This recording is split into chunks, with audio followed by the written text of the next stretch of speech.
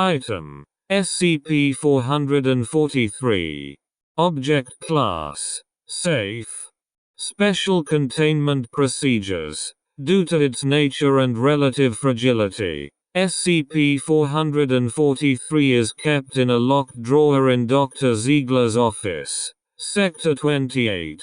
Access to Level 1 personnel and higher is freely granted at the discretion of Dr. Ziegler, or his assistant, upon request, with limitation applied at their discretion, due to where the original packaging is filed in the archives record as 6. All drawn material is to be handed back to the person who authorized the use.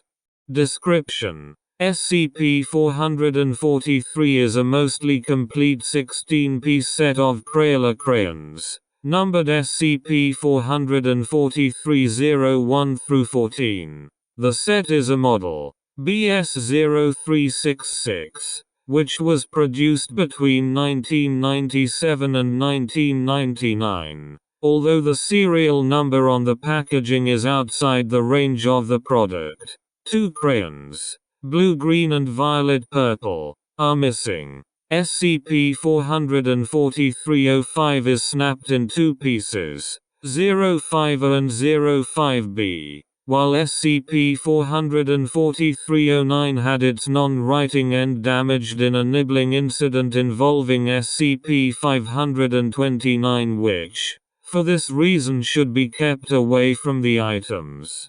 SCP-443 was recovered from California, after an amateur artist noticed its effects and asked for help from a paranormal investigator. The crayons had originally belonged to S. daughter for several weeks, was adamant that he never bought them, and that they were not given to her. All works produced by and his daughter were confiscated and are listed as Record 6 of the archives.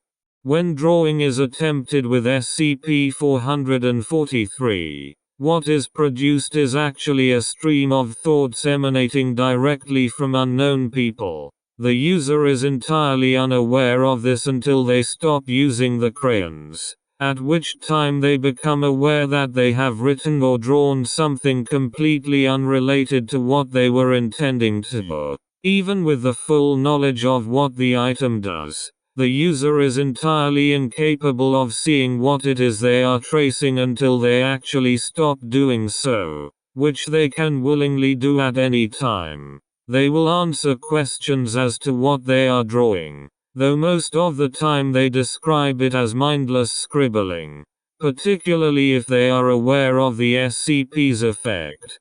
Most of the time the result is a written stream of thoughts, occasionally interrupted by small icons or simplistic drawings. The nature of what is written adapts depending on the user. Text will appear in the native language of the user, and in an alphabet the user can draw.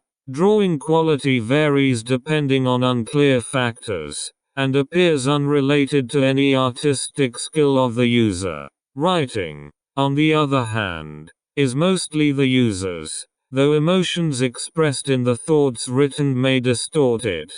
The expressed thoughts appear to be a form of real-time stream of thought transmitted from real persons, as current simultaneous events, such as electoral results, have been referred to. Each crayon represents a specific person, and a user may switch between crayons to represent more than one person involved in a situation at a given time. So far, the equivalent of 10-15 hours of thought processes have been compiled. Given that the crayons were already somewhat worn when recovered, this has left SCP-443-08, which is most frequently used, as little more than a stub. No identifying information has been collected so far. All names are rendered as unidentifiable symbols, but enough data is present to assess that the involved persons form a loose network of friends, family, and co-workers, each individual being fairly close to at least one other. All the involved persons are from the Portland, Oregon area. See addendum for details.